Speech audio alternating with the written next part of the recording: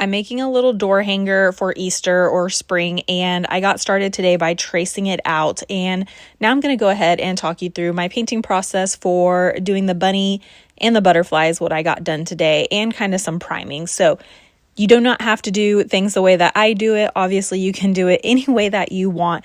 Sometimes I have a rhyme and a reason for the way that I do things, and other times it just is how my brain works and what feels right to me. So even though I traced in white, I don't like to make commitments when I'm tracing, but now I am going in with a little bit of a darker acrylic marker so that I can go ahead and paint with my white chalk paint the bunny, because he is going to be white. Majority of him is going to be white, but again, you can do your bunny however you want. Maybe you want him gray, like dark gray, maybe you want it brown. Do it however you want. Right now I'm just getting kind of the base layer down, but as you can see, now I can still see where his eyes are at, his whiskers are at. But while that's drying, I decided, you know what, let me just go ahead and prime some other things too. Could I have painted my whole board white and then traced over it? Yes, I could have done that. You can do that. This is just how I do things. Again, this is just how my brain works. When I'm going in like this, instead of just slapping white everywhere, it just gives me time to kind of think about the colors I want to use and just kind of my paint strokes and the way that I'm going to approach painting things. So again, this is just how I do it. Do it how you want to. This is my fancy paper plate palette, and I'm going in with just some white and some black, and we're going to add a little bit of dimension to the bunny. I get asked a lot about my painting techniques. A lot of people want to know more about how to blend, and using some colors like this, just going in and dipping your brush when you're not cleaning it in between.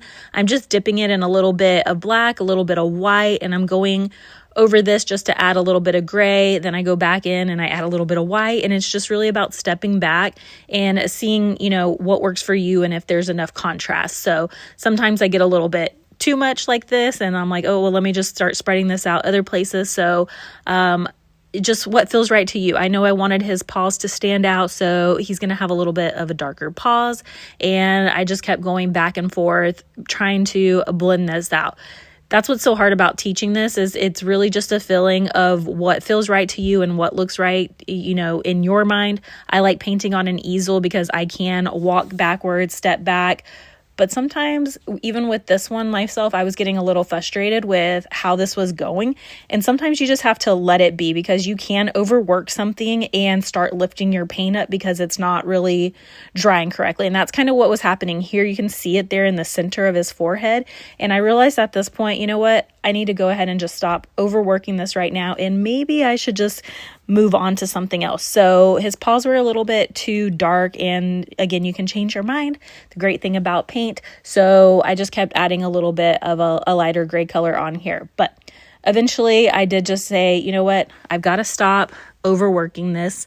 You do not have to hyper focus on anything. And the great thing about working on things like this in pieces is you can just move on again. So I went ahead and got started on putting the first layer down of pink in the ears, and then I used my fingers to dab on the cheeks, and these were pretty pink, so I just kind of went back and forth between my white and my pink and just spread it out. Again, this is not a one-step process.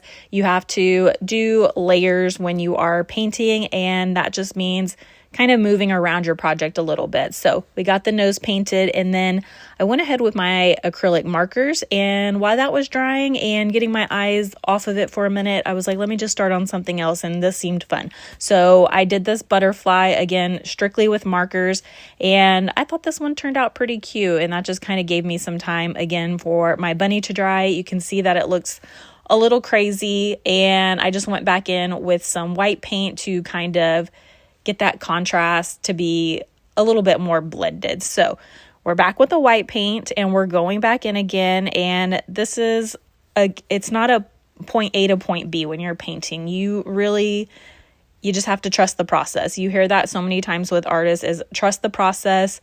A lot of times I don't even know exactly what I'm going for. And like Bob Ross says, happy accident. Sometimes you just end up with a better product when you're not even intending to do certain things. So also keep that in mind. And every painting is a learning process. So a little bit more blending here in the ears. What I'm doing is I have the one pink color, and I just have a little bit of white, and I'm not cleaning my brush off in between there. I'm just kind of dipping my brush back and forth between the colors. And that's what really gets that blended effect. So there's no harsh lines, but you can still see a contrast in the ears there. And then everything really comes together at this point here. I'm using this black acrylic marker to add in my final details. And he looks so cute. If you can't draw a perfect circle, use something like this so that you can make it look a little bit better.